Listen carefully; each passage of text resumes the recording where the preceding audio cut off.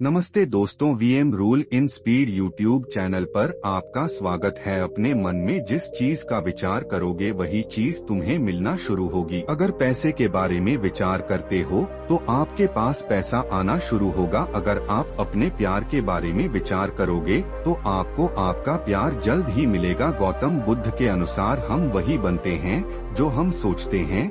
जिस तरह कोई व्यक्ति बुरी सोच के साथ बोलता या काम करता है तो उसे कष्ट ही मिलता है, वहीं यदि कोई व्यक्ति शुद्ध विचारों के बोलता या काम करता है तो उसकी परछाई की तरह खुशी उसका साथ कभी नहीं छोड़ती है। वही गौतम बुद्ध की यह कहानी जो आज आपको बताने जा रहे हैं, इसे सुनने के बाद आप जीवन की सभी समस्याओं को चुटकियों में हल करने में सक्षम रहेंगे। दोस्तों, एक बार की बात है, महात्मा बुद्ध प्रवचन दे रहे थे। प्रवचन में आसपास के बहुत से लोग शामिल थे। सभी लोग ध्यान से बुद्ध को सुन रहे थे। कुछ देर में प्रवचन समाप्त हो गया। तब लोगों ने बुद्ध को प्रणाम किया और अपने अपने घर को चल पड़े। पर एक युवक वहाँ पर ही बैठा रह गया। बुद्ध की नजर उस युवक पर पड़ी तो वे पूछ बैठे, क्या बात है, कोई जिज्ञासा है क्या? युवक बुद्ध के पास गया और प्रणाम करके बोला, प्रभु बहुत उलझन में हो, जितना इस बारे में सोचता हूँ उतना ही उलझ जाता हूँ। कैसी उलझन है बातस? बुद्ध ने प्रश्न किया। युवक हाथ जोड़कर बोला, प्रभु यह संसार कितना विशाल है।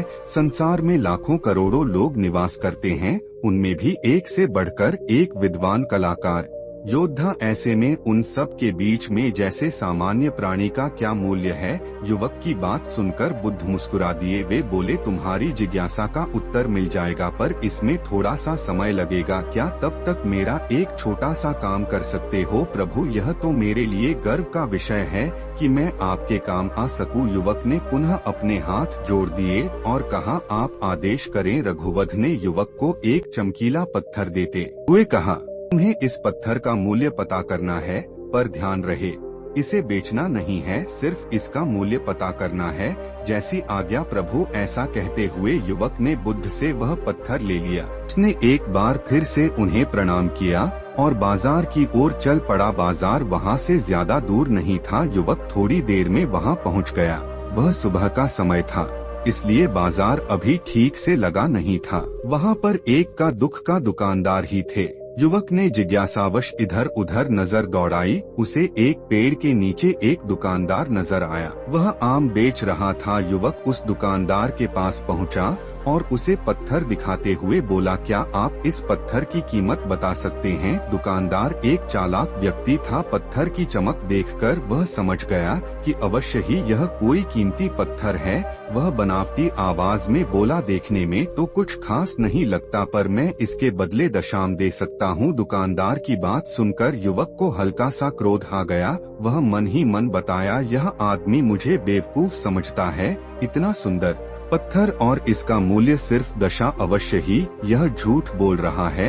युवक को चुप देखकर दुकानदार बोल उठा, क्या कहते हो, निकालूं आम? पर युवक ने दुकानदार को कोई जवाब नहीं दिया। मैं चुपचाप आगे बढ़ गया। सामने एक सब्जी वाला अपनी दुकान सजा रहा था। युवक उसके पास पहुंचा और उसे पत्थर दिखाते हुए उसका मूल्य पूछा। उस पत्थर को देखकर सब्जी वाले की आंखें खुशी से चमक उठी। वह मन ही मन सोचने लगा, यह पत्थर तो बहुत कीमती जान पड़ता है। अगर यह मुझे मिल जाए तो मजा ही आ जाए। क्या हुआ भाई, कहाँ खो गए? युवक ने दुकानदार की तंद्रा थोड़ी। सब्जी वाला चौंकता हुआ बोला, कुछ नहीं, मैं तो बस मन ही मन इसकी कीमत की गणना कर रहा था। वैसे मैं इस पत्थर के बदले एक बोरी आलू दे सकता हूँ। सब्जी वाले के चेहरे की कुटिलता देखकर युवक समझ गया कि यह दुकानदार भी मुझे मूर्ख बना रहा है। मुझे किसी और से इसका मूल्य पता करना चाहिए। यह सोचता हुआ युवक आगे बढ़ गया। सब्जी वाले दुकानदार ने युवक को पीछे से आवाज लगाई, क्या हुआ भाई, अगर आपको यह मूल्य कम लग रहा है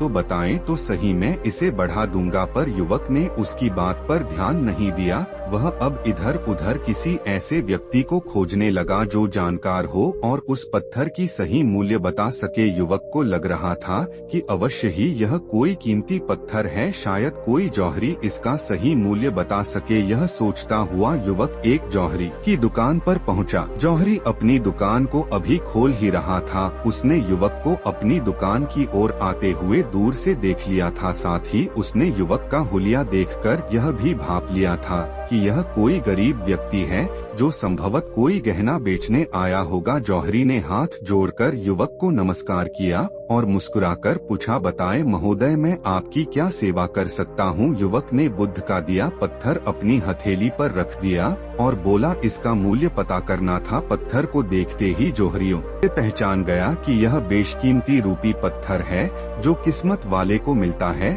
वह बोला, पत्थर मुझे दे दो और मुझसे 1 रुपए यह ले लो। कहते हुए जौहरी ने पत्थर लेने के लिए अपना दाहिना हाथ बढ़ाया, पर तब तक युवक ने पत्थर को अपनी मुट्ठी में बंद कर लिया था। उसे पत्थर के मूल्य का अंदाजा हो गया था, इसलिए वह बुद्ध के पास जाने के लिए मुड़ गया। जौहरी ने उसे पीछे से आवाज लगाई, अरे रुको तो भाई, मैं इसके 50 लाख दे सकता हूँ। लेकिन युवक को वह पत्थर बेचना तो था नहीं, इसलिए वह रुका नहीं और दुकान के बाहर आ गया। पर जौहरी भी कम चालाक नहीं था, वह उस अनमोल पत्थर को किसी भी कीमत पर अपने हाथ से जाने नहीं देना चाहता था। वह दौड़कर उसके आगे आ गया और हाथ जोड़कर बोला, तुम ये पत्थर मुझे दे दो, मैं इसके बदले 1 करोड़ देने को तैयार हूँ। युवक को जौहरी की बातों में अब कोई रुचि नहीं रह गई थी। वह जल्द से जल्द बुद्ध के पास पहुँच जाना चाहता था, इसलिए ना तो वह रुका और ना ही उसने जौहरी की बात का कोई जवाब दिया। वह तेज तेज कदमों से बुद्ध के आश्रम की ओर चल पड़ा। जौहरी ने पीछे से आवाज लगाई, यह अत्यंत मूल्यवान पत्थर है, अनमोल है, तुम जितने पैसे कहोगे मैं दे दूंगा। यह सुनकर वह युवक परेशान हो गया। उसे लगा कि कहीं पत्थर के लालच में जौहरी उसे पकड़कर जबरदस्ती न करने लगे, इसलिए वह तेजी से आश्रम की ओर दौड़ पड़ा। युवक जब बुद्ध के पास पहुंचा तो वह बुरी तरह से हाँफ रहा था। उसे देखकर बुद्ध मुस्कुरा दिए, फिर भी उन्होंने अपने चेहरे से कुछ भी जाहिर नहीं होने दिया। वे बोले, क्या बात है, बस तुम कुछ डरे हुए से लग रहे हो। युवक ने बुद्ध को प्रणाम किया और सारी बात कह सुनाई, साथ ही उसने वह पत्थर भी उन्हें वापस कर दिया। बुद्ध बोले, आम वाले ने इसका मूल्यता साम बताया, आलू वाले ने 1 बोरी आलू और जौहरी ने बताया कि यह अनमोल है। इस पत्थर के गुण जिसने जितने समझे उसने इसका मूल्य उसी हिसाब से लगाया। ऐसे ही यह जीवन है, प्रत्येक व्यक्ति खान से निकले हुए एक हीरे के समान है जिसे अभी तराशा नहीं गया है। जैसे जैसे समय की धार व्यक्ति को तराशती जाती है, व्यक्ति की कीमत दी जाती है। यह दुनिया व्यक्ति को जितना पहचान पाती है उसे उतनी ही महत्ता देती है। कहते हुए बुद्ध एक क्षण के लिए रुके, फिर बोले, किंतु आदमी और हीरे में अंतर यह है, हीरे को कोई दूसरा तराशना है और व्यक्ति को अपने आप को स्वयं ही तराशना पड़ता है। और जिस दिन तुम अपने आप को तलाश लोगे तुम्हें भी तुम्हारा मूल्य बताने वाला कोई ना कोई जौहरी मिल ही जाएगा। गौतम बुद्ध उस लड़के को यह सीख देना चाहते थे कि जो इंसान अपने मन में खुद के बारे में विचार करता है वह व्यक्ति उसी के समान बनता जाता है। किसी इंसान को अगर दुनिया की किसी भी चीज से सच्चे मन से लगाव हो तो वो इंसान उस चीज को प्राप्त कर लेता है। वही जो इंसान अपनी मन छाई चीज को प्राप्त करने में असर था, उस इंसान ने अपने मन में सच्चे भाव से उस चीज को चाहा नहीं होता है। वही दोस्तों, गौतम बुद्ध की इस प्रेरणादायक कहानी को आप अपने मित्रों के साथ शेयर जरूर कीजिए ताकि उन्हें भी गौतम बुद्ध के असल ज्ञान के बारे में पता चल सके।